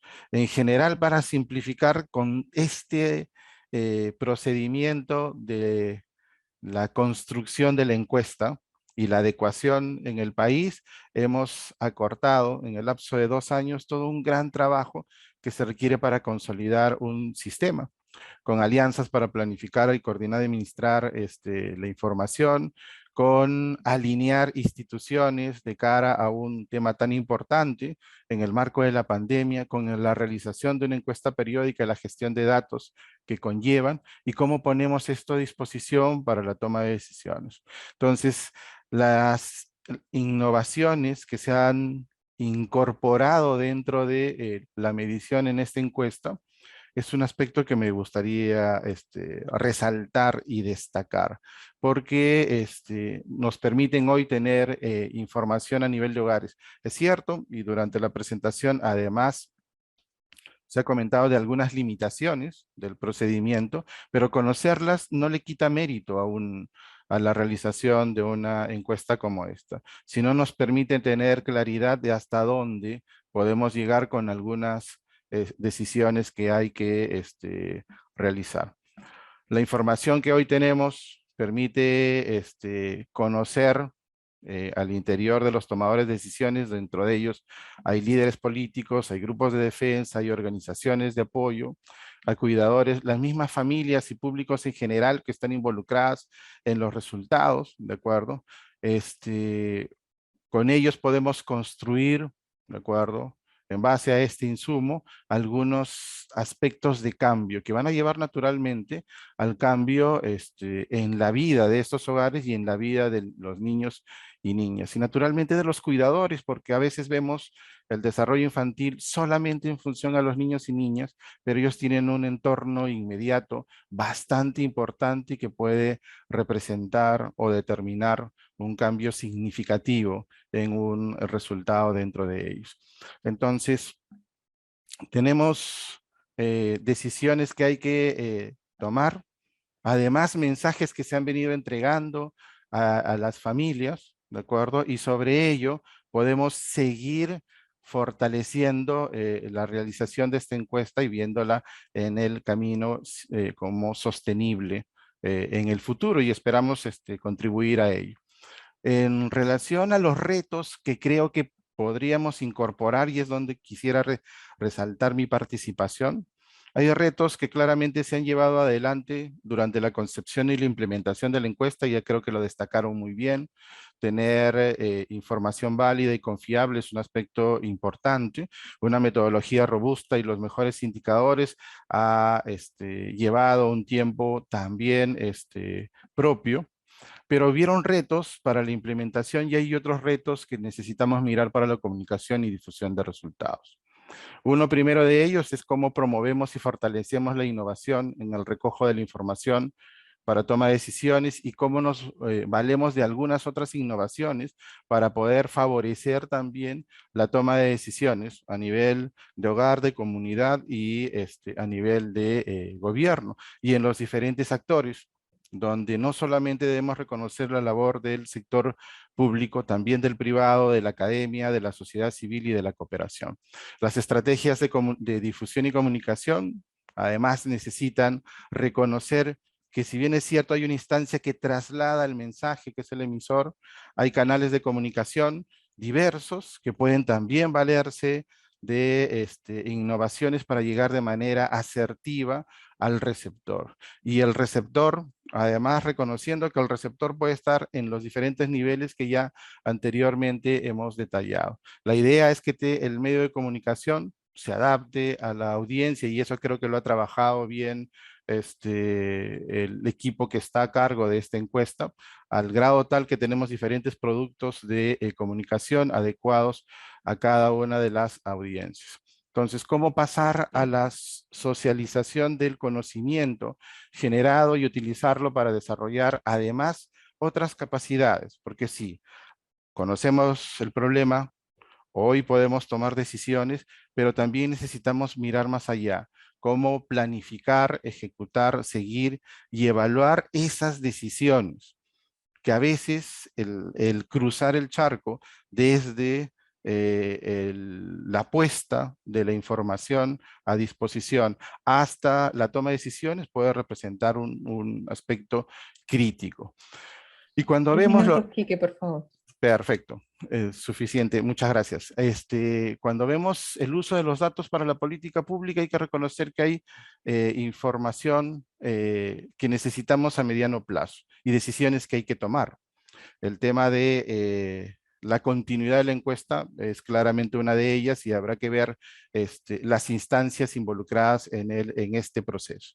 Cómo ver la oportunidad y la periodicidad en ese marco, en función a lo que ya Magali comentaba en la presentación, el fortalecimiento de la oferta, la demanda de la atención de salud mental, intervenciones relacionadas al autocuidado, a las competencias parentales, a la corresponsabilidad del padre y a los miembros de la familia nuclear, porque constituyen un aspecto importante en la crianza de los niños y las niñas. Cómo involucrar a los otros sectores que ya los hemos venido detallando con anterioridad. El hecho de identificar grupos con mayor vulnerabilidad nos incorpora a varios sectores en esa línea. Reconocer que hay hogares en donde se ha perdido a uno de los padres o a ambos, reconocer que hay hogares que ya existían desde antes con niños con algún tipo de discapacidad o padres con algún tipo de discapacidad, son aspectos que podríamos ir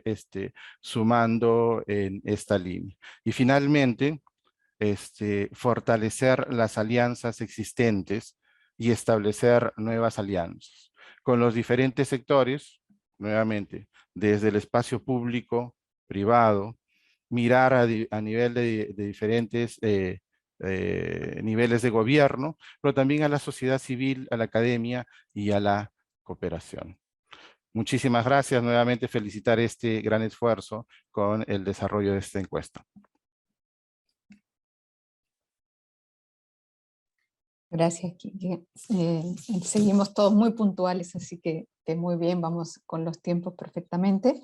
Le voy a dar pase a Magda. Hay algunos puntos que ya muy interesantes que se vienen dando en la conversación. Por favor, los invitamos a poner sus comentarios, preguntas en el chat, porque tras la intervención de Magda Hinojosa vamos a iniciar un breve conversatorio sobre esas ideas más resaltantes que hemos venido conversando. Magda, te doy pase y tienes 10 minutos. Igualmente te aviso cuando falten 3. Gracias. Bueno, gracias, Vanessa. Ante todo, a nombre de la doctora María del Carmen Calle, secretaria ejecutiva del Orascono, y del mío propio agradecer a la Fundación Baltasar y Nicolás, a la Universidad Católica, a Coopera Infancia, por habernos invitado a este evento en el marco de la Semana Internacional de la Evaluación. Luego de escuchar a los dos ponentes y a los dos panelistas que me han precedido, me corresponde pues comentar respecto a los retos que tenemos en las políticas públicas al contar con indicadores relacionados al desarrollo del niño y la salud mental de madres y padres, ¿no? Antes que nada debemos reconocer que los beneficios de crecer en entornos seguros donde se promuevan interacciones sociales positivas, ricas en estimulación sensorial y oportunidades de aprendizaje superan todo lo que podamos entender, ¿no? Supera no solamente a las familias, sino también supera a la sociedad completa y a los países. Entonces, estamos en tiempos muy desafiantes, lo hemos escuchado, ¿no? Ante la pandemia de la COVID se ha vuelto pues más complejo el cuidado de nuestros niños y niñas. Hay cambios fuertes en las familias, pérdida de empleo, pérdida de ingresos, ¿no? Que esto ha generado pues un estrés financiero, un estrés emocional. Se ha incrementado la carga en los cuidados de la crianza en los padres, especialmente sobre todo en la madre, y han tenido que adaptarse a nuevas dinámicas familiares, y esto ha hecho más difícil la tarea del cuidado de las niñas y niños, ¿no? Entonces, y esto si le sumamos los enfermos de la COVID, ¿no? El temor a infectarse, de morir, de perder a sus familias, se ahonda más el problema. Entonces tenemos muchos retos que afrontar y la problemática de salud mental se ha acentuado con la pandemia de la COVID. Ya teníamos serios problemas, pero teníamos que plasmarlo ya, plasmar el trabajo en políticas públicas más sostenibles. Existe la necesidad de mirar al niño desde un enfoque más holístico, más integral, ¿no? Si bien es necesario apostar por acciones, intervenciones, prestaciones, no podemos dejar de mirar a sus padres, a la familia, a sus cuidadores, ya lo han dicho, su entorno, acompañarlos en este proceso de crianza en la pandemia para revertir estos efectos negativos de la COVID, ¿no? Entonces, un reto importante que hay que priorizar y que está demostrado por experiencias exitosas es que el trabajo se tiene que realizar de manera intersectorial. Para afrontar la problemática de la salud mental de los padres y que trascienda esto en nuestros niños y niñas, pues requiere un trabajo no solo de los servicios de salud, de los servicios de nutrición o de los servicios sociales, también tienen que entrar otros sectores con fuerza, el sector de justicia, el sector de educación, el trabajo, ¿no? Mujeres y poblaciones vulnerables, el sector de economía también. Entonces, tienen que contribuir de una u otra forma en el desarrollo integral de nuestros niños e incidir en estos determinantes sociales de la salud para fortalecer nuestras familias.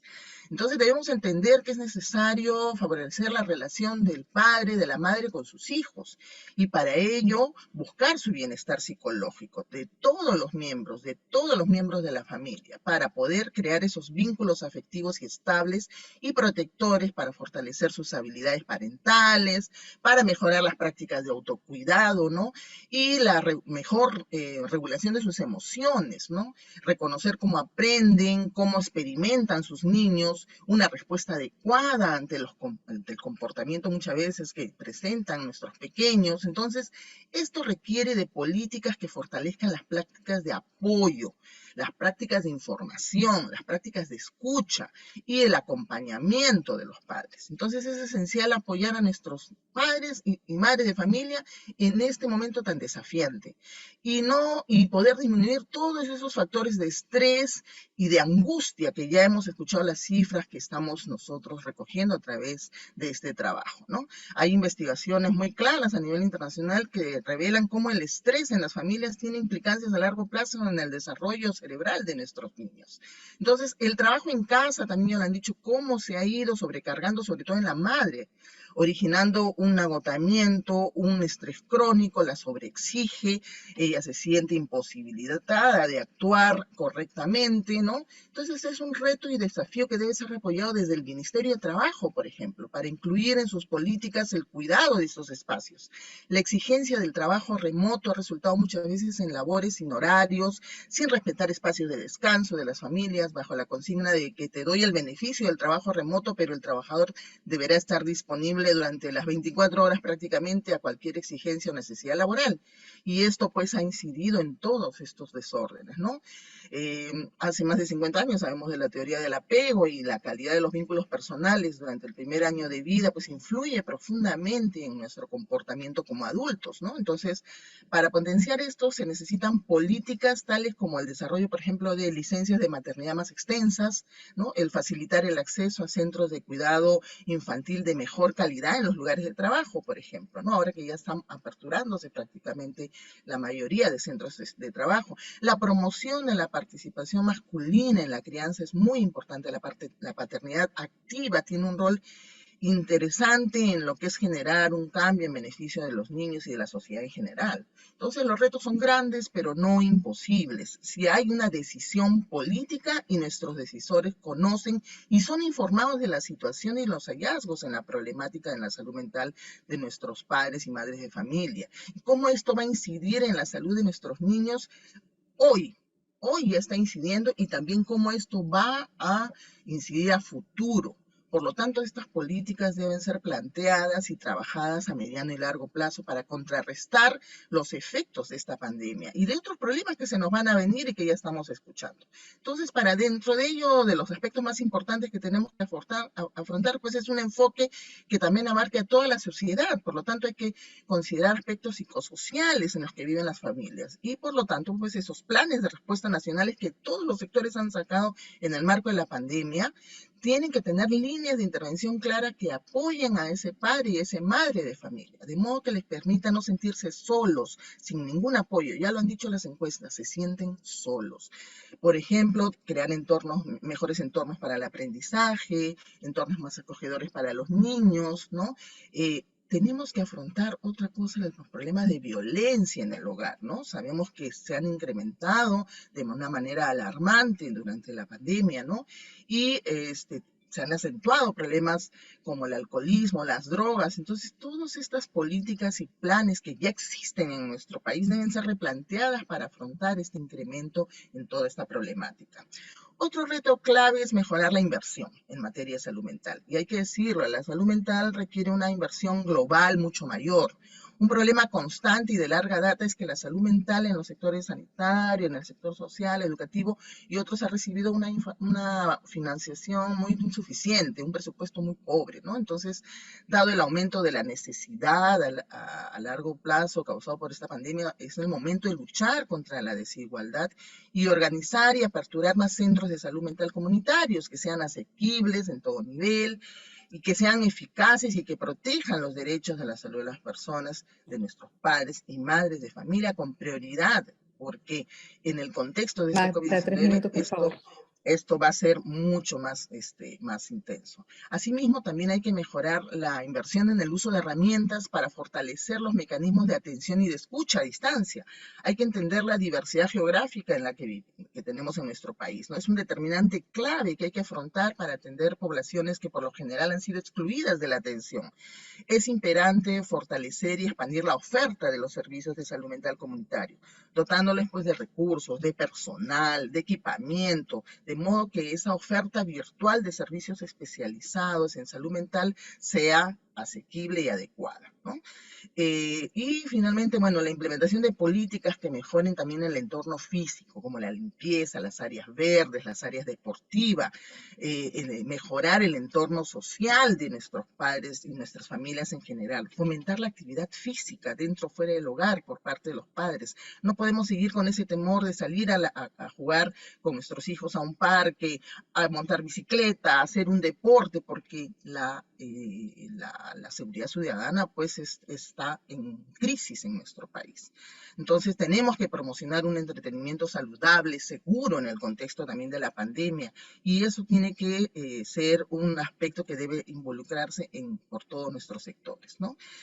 Finalmente, los problemas económicos de las familias más pobres. Este reto implica fortalecer las diferentes estrategias y programas sociales de apoyo, sobre todo a los más pobres, a las poblaciones vulnerables, ¿no? Y para ello hay que hacer mucha abogacía desde los más altos niveles de gobierno. Recordemos, esto es decisión política. Hay que priorizar las intervenciones para que nuestras familias y sus integrantes puedan mejorar todos estos aspectos. Muchas gracias. Muchísimas gracias, Magda. muy interesante todos los comentarios y todo lo que venimos planteando. Es más, se sigue repitiendo y recalcando cada vez más esa necesidad de trabajar coordinadamente, ¿no? Para que todos los recursos que se tienen como Estado puedan proteger a la familia, ¿no? Y poder abordar diferentes aspectos, ¿no? Desde la salud mental, desde el desarrollo infantil temprano. Todo ello viene recogido en los instrumentos que actualmente se vienen trabajando en la política primero a la infancia, en un instrumento tan interesante como es el presupuesto por resultados para el desarrollo infantil temprano, que le da un rol específico a los gobiernos locales en esta política, sobre todo teniendo en cuenta algo que nos decía Magda, cómo llegamos esa proximidad a las personas, a las familias, es desde el gobierno local, pero debemos pensar también cómo esa proximidad se traduce en una serie de capacidades y fortalezas que tienen que ir adquiriendo los servicios locales para ser capaz de entregar toda esta gran gama de servicios que están alrededor del niño y que forman parte de un abordaje integral, ¿no? Como siempre decimos, el niño no es solo nutrición, no es solo salud mental, no es solo desarrollo de habilidades, es todo a la vez, es cuidado y fíjense el componente que estamos viendo hoy, la importancia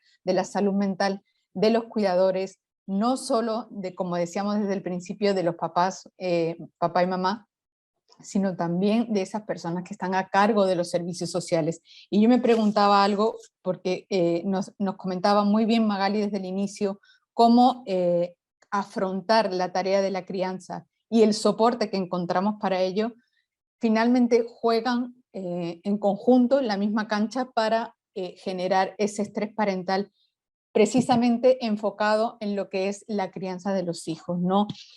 Y cómo nos dice la teoría de la comunicación en que, fíjense, más del 38% declaraba que la tarea de crianza les resulta más difícil y cómo desde un aspecto comunicativo sabemos ya hoy que las personas están menos disponibles para recibir información y para procesarla cuando tienen esta carga emocional.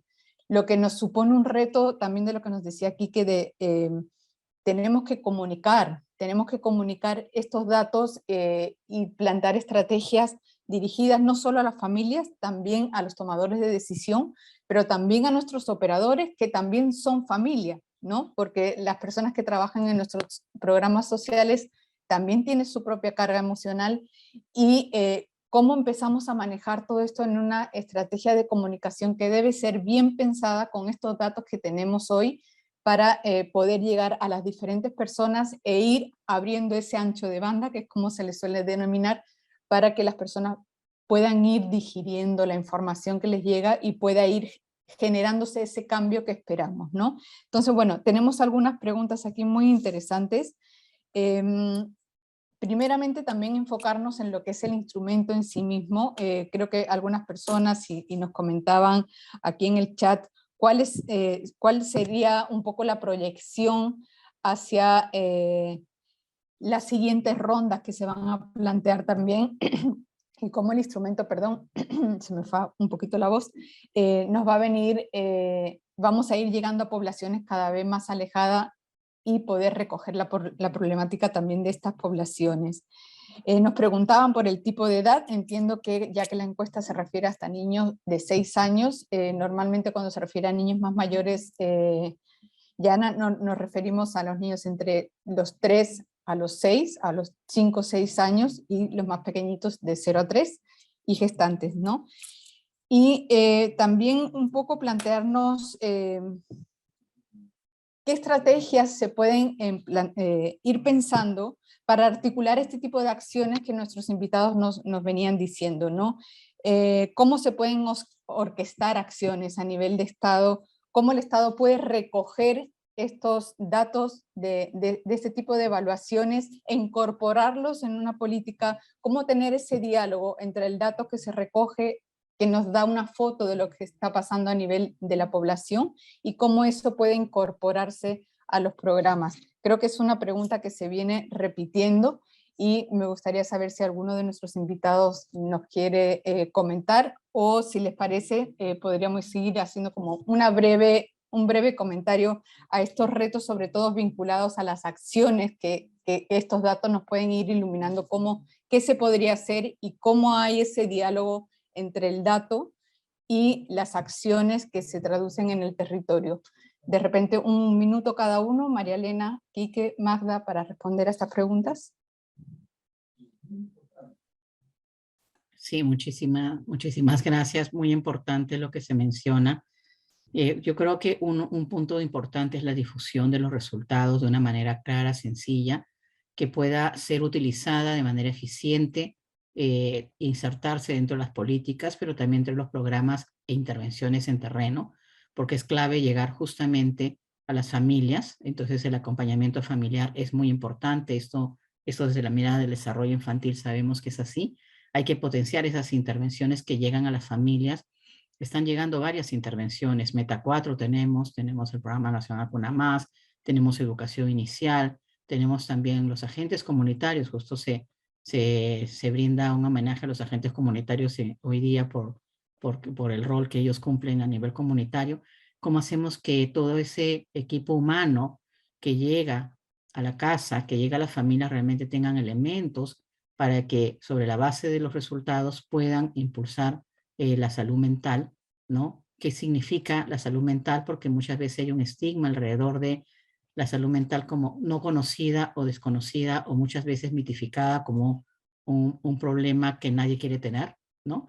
Cuando muchas veces es una expresión de cómo el contexto y el interno realmente refleja los factores que realmente están haciendo que afecte a la persona en primer lugar, al cuidador, y en segundo lugar ya cómo esto afecta el cuidado con acciones de negligencia o también de descuido, que muchas veces la madre o la familia no está en capacidad, no es que no quiera, sino que no puede hacerlo porque requiere un apoyo más profesional. Entonces yo creo que es importante los resultados que nos muestra y un poco las preguntas que hacen. Es verdad, hay que llegar a las zonas excluidas. Yo sugeriría, por ejemplo, mirar los comedores populares. Tenemos muchos comedores populares ahora alrededor de la olla, y con la crisis alimentaria que se nos viene, porque ya estamos mirando eso que va a venir, ¿no? Entonces las ollas es el lugar donde muchas familias encuentran soporte, acompañamiento. Sugeriría que también se vea cómo a través de las ollas comunales se pueda tener información, y también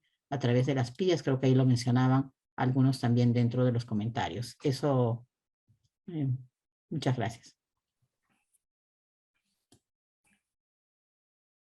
Bueno, adicionalmente a lo que comentaba María Elena, hay que reconocer que hay una brecha importante entre la información que se genera a partir de estudios y evaluaciones y la toma de decisiones. No es una realidad peruana, es una realidad en muchos países. Y en una reunión ayer justamente con varios otros países, el tema se resaltó. ¿Y qué se requiere para poder acortar esa brecha? Se requiere planificar adecuadamente. ¿Quién va a usar los datos? Para que usen los datos, cómo los vamos a entregar, y esa es una planificación que tiene que hacerse desde antes del recojo de información. Pero podemos hacerlo desde ahora. ¿Cómo vamos a promover la ejecución de intervenciones a partir de estos resultados? Ya se rescató en los comentarios anteriores, el trabajo tiene que ser articulado. Y la articulación no es cada quien hace su trabajo de cara al niño, no, se juntan para poner al centro al niño y al hogar, ¿de acuerdo? Sobre eso se pueden hacer talleres de uso de resultados con alcance multisectorial, de manera que los compromisos tengan ese alcance y puedan involucrar a la totalidad de ellos. Y hay algo que hay que reconocer de manera adicional, y se ha comentado un par de veces durante la presentación. Es posible cambiar la realidad que nosotros estamos mostrando y reconocer esa posibilidad de cambios sobre la oportunidad y la articulación que se espera multisectorial nos debería facilitar planificar, ejecutar, pero también hacer un ejercicio de seguimiento, evaluación de eso que se está implementando. estos últimos procedimientos tienen que incorporarse dentro de, para poder asegurar un cambio en el resultado también. Gracias.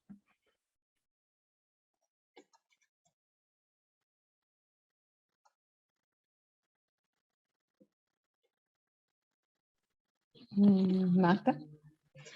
Gracias. Bien, ha sido importante, yo creo, reconocer a través de este trabajo la problemática ya con números y cifras, ¿no? Siempre lo pedimos a nivel sobre todo de los niveles superiores, de los niveles decisores. Entonces, quiero resaltar que es importante estas acciones de monitoreo y medición, de las que muchas veces se adolece en los niveles nacionales, ¿no? Se trabajan muchas políticas, muchos planes, pero es pobre muchas veces el monitoreo, la evaluación, la medición de los resultados de ellos mismos. Entonces, en primer lugar, esto nos va a permitir, o está generándose en este estudio, cifras claras que podemos nosotros trasladar a los decisores. Esto es clave. Recordemos que nosotros no vamos a definir las políticas o planes a alto nivel, a mayor nivel, pero sí podemos ayudarlos a reconocer la situación actual en la que está nuestra población, nuestras familias, nuestros padres y madres. Entonces, otra cosa que tenemos que insistir mucho es que de esas decisiones van a partir los presupuestos que se generen. Yo siempre lo digo, ¿no? No existen políticas o planes si no hay presupuesto, ¿no? Y si no hay presupuesto, no hay derechos, ¿no? Entonces, para que nuestros decisores aprueben estas políticas y planes, ¿no? Tenemos que mostrarles datos, tenemos que mostrarles números. Quien les habla ha trabajado muchos años en el Ministerio de Salud, y cuando hemos desarrollado una serie de intervenciones o planes o políticas nacionales, tenemos que ir con esas cifras muy, muy claras y mostrarle al Ministerio de Economía. Si no, ellos simplemente rechazan todas estas políticas que nosotros les presentamos. Entonces, la abogacía es una estrategia clave para influir en quienes toman esas decisiones y reconocer los problemas para adoptar las soluciones más precisas. Entonces, considero que un punto estratégico es ello, y si no, no vamos a poder lograr realmente que este trabajo tan importante trascienda hacia la salud de nuestros niños. Muchísimas gracias. Había algunas preguntas relacionadas a lo que es la encuesta en sí misma. De repente Magali y Fernando nos podrían ayudar a comentar brevemente cuáles fueron los principales desafíos, sobre todo para involucrar a las familias en la toma, en el levantamiento de información, motivarlos a que participen de la encuesta, o cuáles fueron las estrategias que se usaron para ello. Igualmente nos preguntaban también por el chat, como yo decía anteriormente, cuál es la perspectiva hacia adelante para continuar en las siguientes rondas, seguir levantando información y alimentando este instrumento tan interesante como la ESIC-19. Sí, de repente, gracias por la pregunta. De repente yo puedo empezar por la parte más bien de los retos de campo en relación a la aplicación de la encuesta. Como comenté en parte de la presentación que hice, en la aplicación que inicialmente se pensó en línea y que fue en Lima, es que en principio no tuvimos relativamente muchos inconvenientes. En realidad la cobertura acá en Lima, bueno, 7 de cada 10 es poco, es cierto, pero sí permite. Cuando hemos ido ya llegando a otros territorios es donde hemos empezado a mantener las preguntas, pero el acercamiento ha sido con adaptaciones propias de quienes han colaborado con nosotros. Y las adaptaciones van desde aquello que nos solicitaban, por ejemplo, la versión en Word para imprimirla y para acercarse a las familias con las que tenían de pronto llegada y empezar a captar la encuesta cumpliendo los requisitos, ¿no? Esa es una manera. La otra forma de adaptación que hemos conocido, y esto se dio, por ejemplo, en Amazonas, también en partes de Junín, sobre todo Selva, donde no hay mucha conexión, y en Piura también, en zonas donde ya se alejan de la ciudad principal, y entonces esto es lo que sucedía. También nos sucedió algo así como las personas, era como una suerte de llenado de la encuesta en mi laptop, pero asistida. O sea, llamo, me contacto con la persona, le voy haciendo las preguntas que están en la encuesta, no distorsiono las preguntas, me va respondiendo y voy llenando. Y claro, como la regla de llenado en el computador, en la laptop, es solo por persona una vez, dada esta complicación, se creó una adaptación con las facilidades que ofrece el Google, y entonces esta persona pudo llenar de varias familias respetando los criterios y simplemente permitiendo que, dadas esas limitaciones, a pesar de eso, se pueda ir acercando la encuesta. Y entonces es por eso que en lo que ha presentado Magali, mucha de la proporción de familias a las que se llegó son de niveles socioeconómicos C, D y E, ¿no? A pesar de estas dificultades. Eso es lo que puedo decir en cuanto a los trabajos, las cuestiones de campo. Y solo para cerrar este punto, las ediciones que quedan para este año son en agosto y noviembre. El de noviembre va a ser de cobertura nacional, como lo fue en noviembre del año anterior. En agosto vamos a privilegiar quizá la predisposición y también la novedad con la que podamos explorar terrenos no explorados, como se sugirió aquí, que hagamos un poco más de esfuerzo para poder llegar a selva. Quizá esa sería una manera interesante de completar el panorama que tenemos, que es más bien un poco incluso andino y urbano. Eso puedo comentar, solo por tiempo. Muchas gracias. Magali quiere complementar a lo mejor. Sí, solamente para complementar tu respuesta, Fernando, que ha sido bastante completa. Decirles que también parte del devenir, digamos, o sea, qué viene en la encuesta, es que nos hemos dado cuenta de la gran importancia y todavía el nivel de desconocimiento y falta de inclusión que tenemos de la población con discapacidad. Los datos nos reflejan que cuando hay discapacidad, a pesar de que son pocos, 7% aproximadamente de la muestra, los indicadores de dificultades se disparan. Entonces, en ese sentido, hemos querido, digamos, poner un zoom a lo que podría ser familias con un niño con discapacidad. Lo intentamos en la versión 6, no pudimos obtener, digamos, la participación de familias con discapacidad a nivel Lima, pero sí lo hemos logrado en Junín, gracias a una alianza que se estableció. Entonces, la versión 8 lo que va a contener es población general de Junín, y de manera específica, pobres familias con algún tipo de discapacidad, con algún niño con discapacidad, y a un informe específico para ellos. Tenemos también la idea de que dependiendo de esos datos, lamentablemente es solo de una región, pero que teniendo esos datos, evaluaríamos la necesidad de hacer una encuesta ad hoc para ellos o no, dependiendo de lo que vaya saliendo. Pero nuestra primera aproximación ha sido focalizarnos en ellos como población objetivo de la encuesta. Y comparto todas las otras opiniones que han sido dadas por el panel. Muchísimas gracias. De repente ahora los pongo en un pequeño compromiso y va a ser que cada uno de ustedes pueda decir una o dos acciones si estamos viendo la importancia de la salud mental, ¿no? De cómo el cuidado de los niños no es solo el cuidado material, no es solo la nutrición, no es solo comprarles los elementos necesarios para ir al colegio, para estar en la casa, para el juego, sino también esta relación, este vínculo con los adultos que forman parte de su entorno inmediato, ¿no? Decíamos padre, madre, los adultos mayores que puedan estar en el hogar al cuidado de los niños, las personas de los servicios sociales, y comentaban todos ustedes la importancia, perdón, Caterina, su micrófono, por favor, la importancia de realizar acciones coordinadas, ¿no?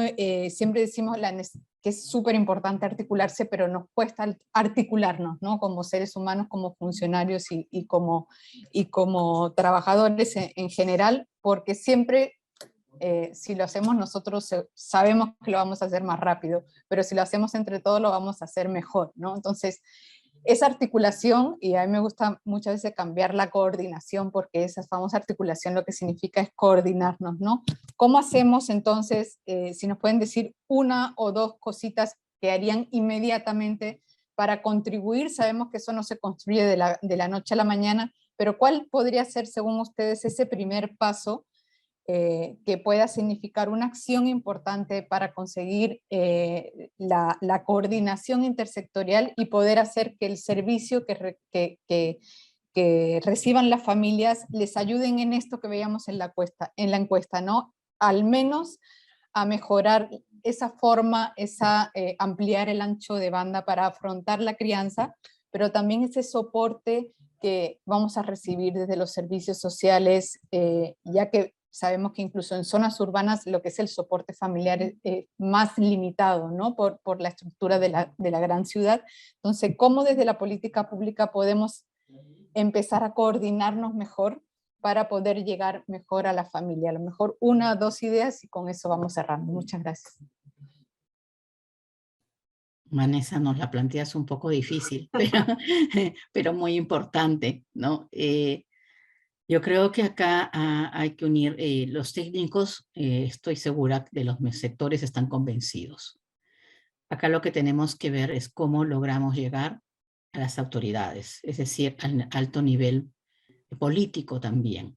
Y creo que hay que buscar una ruta para llegar a los ministros de Estado relevantes que tienen programas, intervenciones que apuntan realmente a hacer un trabajo con las familias.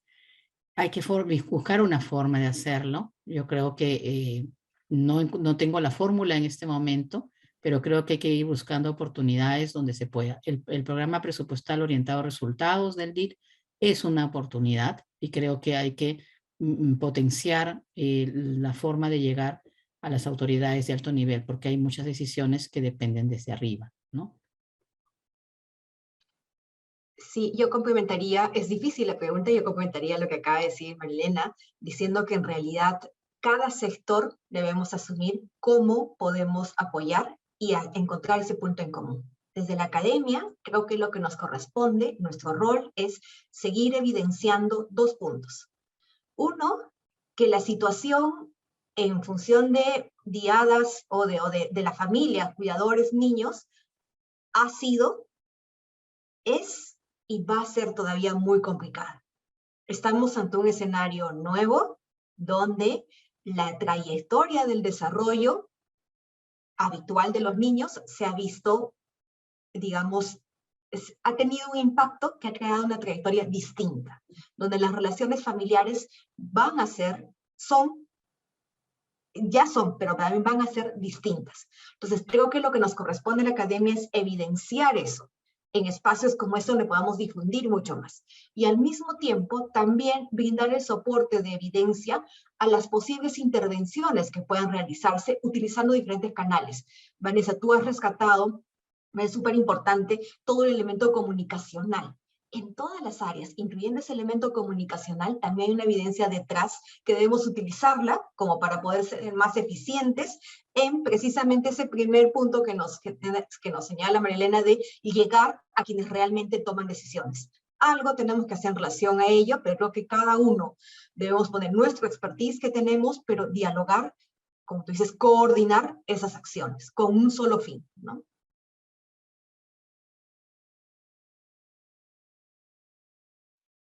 Bueno, de repente algo para cerrar y complementar.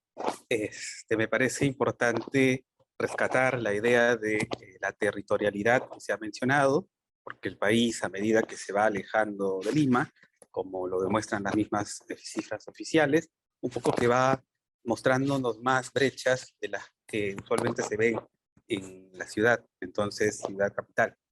Entonces el trabajo, el potencial de trabajo y construcción compartida de iniciativas en las instancias subnacionales, llámese gobiernos regionales, provinciales o distritales, también son espacios que pueden aportar y tal vez desde ahí gestarse incluso, suponiendo, ¿no?, que este escenario cambiante propicia una actitud de mayor apertura a la innovación y a posibles cambios. Entonces, desde ese lado, promover también el impulso de hacer acciones concretas relacionadas y directamente a estos y otros resultados que nos dicen cómo va la situación de desarrollo infantil temprano. Diría yo que el trabajo territorial en espacios muy concretos y posiblemente también fuera de la capital para tener una mirada también orgánica de la heterogeneidad y complejidad, pero riqueza a la vez del país, es algo que podríamos también como idea tener y ponernos a trabajar en ello, ¿no? Eso como mensaje. Gracias. Quisiera resaltar algo, ¿no? Nuestro país es un país descentralizado, recordemos, ¿no? Y por ende, pues cada región del país tiene sus propios presupuestos en el tema de salud, ¿no? Entonces, yo creo que hay que hacer también acciones de advocacy a ese nivel, ¿no? Hay que, ya lo hemos escuchado, las cifras son de Lima y de algunas áreas, pero hay que, yo creo, extenderlo y puntualizar algunas zonas vulnerables de nuestro país, ¿no? Zonas también altoandinas, rurales, amazónicas. Entonces, todo ello debe exponerse también a ese nivel, a nivel regional. Ellos tienen presupuestos muy importantes y manejan también recurso humano que puede aterrizar en esos lugares de mayor pobreza, que están más alejados digamos, de la atención de salud para poder dar acceso a este tipo de intervenciones. Entonces, yo creo que también hay que pensar que no solamente desde el nivel nacional se puede actuar, obviamente eso no, ya todos los que no me han precedido lo han remarcado, pero también podemos actuar a nivel regional para que esto pueda aterrizar en las diferentes comunidades, ¿no? Que están más desfavorecidas. Gracias, Kike. Cerramos contigo. Wow. Eso genera un reto adicional. Bueno, yo quiero adicionalmente a lo que han señalado, resaltar 2 puntos y hacer una recomendación al final. Lo primero es en información como la que hoy se ha mostrado. Hay que reconocer que tenemos una labor pendiente, no solamente para comunicar en el intento de informar, sino hacer que esta comunicación se traslade a una toma de decisiones, pero no solamente se quede en decidir en adelante qué hacer, porque sí rescato todo lo que se ha comentado anteriormente. Creo que es una oportunidad importante de generar un aprendizaje continuo y un desarrollo de capacidades en los involucrados, entre ellos los tomadores de decisión, pero también aquellos que implementaron la encuesta, aquellos que desde diferentes espacios, nuevamente, público, privado, academia, sociedad civil, cooperación, están sumados en el logro del desarrollo infantil temprano en el país y reconocen que la pandemia nos ha generado un problema, pero también una oportunidad de poder remirar los resultados de la misma. Creo que se debe en esa línea hacer de todas formas o mirar la posibilidad de hacer talleres de uso de resultados a diferente nivel, plantear acciones que puedan ser aprobadas en el más alto nivel. Rescato, alguien decía, necesitamos hablar a nivel de ministros. Yo diría a nivel de ministros si vas arriba, ¿verdad? Porque las decisiones se toman en ese espacio y probablemente en algunos casos tengan que bajar de manera inicial, casi de manera transversal. ¿De acuerdo? Entonces, estos espacios de toma de decisiones deben traducirse en políticas planteadas en adelante con ciertos atributos. Debe ser coordinada y articulada. Yo ahí, permíteme sí hacer una diferencia, Vanessa. La coordinación tiene que darse, ¿ya? A veces no representa necesariamente la articulación, por eso hago la diferencia, pero sí, empezamos por que sea coordinada y terminamos en que sea realmente articulada, ¿de acuerdo? Priorizando población con mayor vulnerabilidad, creo que hemos pintado el escenario con población indígena, pero seguro que nosotros buscamos al interior y vamos a encontrar poblaciones también con otros tipos de vulnerabilidad y es un aspecto que hay que tener en cuenta. El tema del seguimiento y evaluación tiene que darse en el marco de las políticas que se planteen. ¿De acuerdo? Y en esa línea va el seguimiento de las intervenciones en toda la cadena de valor, no solamente en el resultado, en los productos que se entregan, en las acciones que se entregan, sino también en el presupuesto que eso conlleva. No solamente en la planificación del presupuesto, la ejecución del presupuesto y el logro de los insumos para que se den las actividades críticas, porque también hay que reconocer, como en un escenario como el actual, no tenemos presupuesto ilimitado y tenemos que priorizar. Pero esa priorización se hace sobre una ruta crítica previamente establecida. Y claro, mirar siempre cuál es el impacto de lo que proponemos en el marco de políticas y reconocer que siempre hay la posibilidad de incorporar mejoras, y eso es algo que rescato yo de todo el ejercicio que se ha hecho con la encuesta. Y lo último, para poder cerrar, ya en el marco de la encuesta, ¿podemos pensar en una encuesta para DIT que sume la información que hoy se tiene con la del módulo DIT? De pronto sí, pero también necesitamos sentarnos a mirar si el alcance de ello. ¿Sí? Un aspecto que hay que reconocer es que las encuestas que hoy tenemos relacionadas a programas presupuestales, ¿de acuerdo? No están contemplando a ninguno de los dos PEPOR. ¿De acuerdo? De repente es un momento para poder incorporarlo también como un tema de discusión.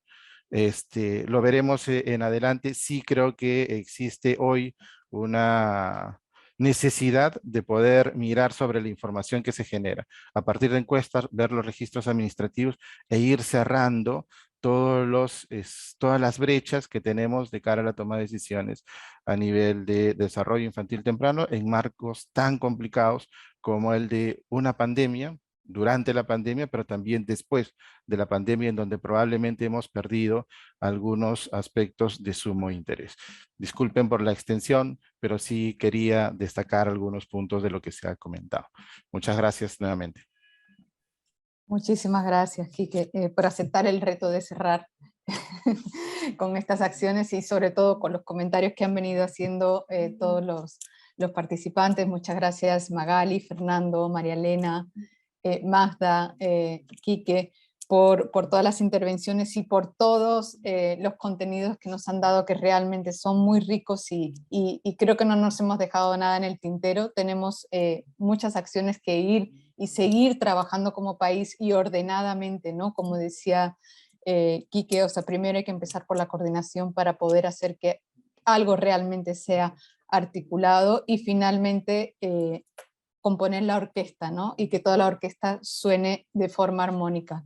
Muchísimas gracias a todos, gracias a todos los participantes por compartir estos contenidos con todos nosotros y espero que les haya sido también que haya sido muy rico también para ustedes, tanto como lo ha sido para nosotros esta conversación. No se olviden de descargar el informe de la 7ª ronda nacional que está en el chat. Y bueno, esperemos verlos próximamente en los siguientes paneles. Gracias. Gracias, Vanessa. Muchas gracias a todos por su participación el día de hoy. Les vamos a estar enviando sus correos electrónicos a las personas que se han inscrito, los resultados del ESIC, también los videos y las presentaciones que se han realizado el día de hoy. Ha sido muy interesante escuchar, ¿no? Y reconocer sobre todo la importancia de la evaluación y monitoreo para la toma de decisiones. Y no se olviden que el día de mañana y pasado mañana también tenemos eventos también a las 9 de la mañana. También les vamos a estar enviando el link para que se puedan conectar, y agradezco en nombre de la Fundación Baltasar y Nicolás, a Vanessa también, a los ponentes y al panel.